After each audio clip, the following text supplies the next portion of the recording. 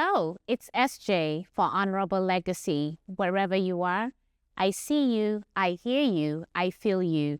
Thank you for joining us for this week's Hold By, where I'll be continuing the discussion on complicated grief.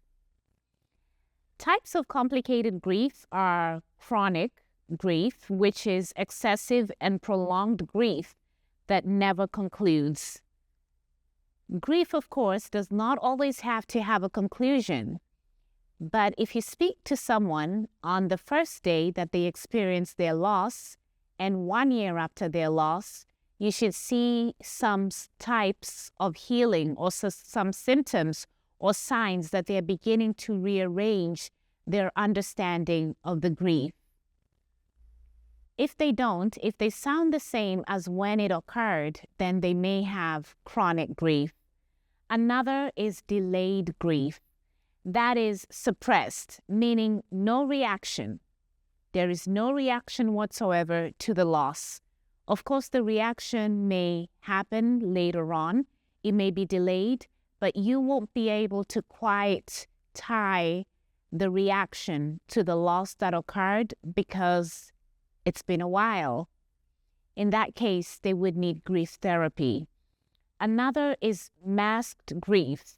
That is the symptoms and behaviors in a person that you can't quite connect to the loss because they have been masked by other behaviors and other symptoms. So you're not quite sure what is going on. Are they reacting to the loss? Their behaviors have changed. They need grief counseling. Another is exaggerated grief. Of course, everyone grieves differently, but exaggerated in the sense that it becomes debilitating and disabling. The person that has the exaggerated grief isn't able to function as they were before. And to make matters worse, they're unable to function. Of course, we don't expect them to right away function as they did before, but even now, they're unable to function in a new way, a modified functioning. They just can't function at all. Another is Kenneth Doker came up with disenfranchised grief. And that is a grief or a loss that is socially unaccepted. Therefore, people will not join you in grieving your loved one.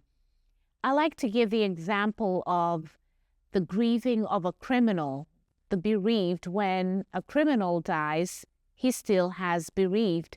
But society as a whole, we will not join them in grieving the person because of the atrocities that he or she committed. Thank you for being open to having these conversations. And if you do have these symptoms of complicated grief or know someone that does, then they will not have grief counseling. Rather, they will have grief therapy because complicated grief can only be worked through grief therapy. I'll see you on next week's Hold By.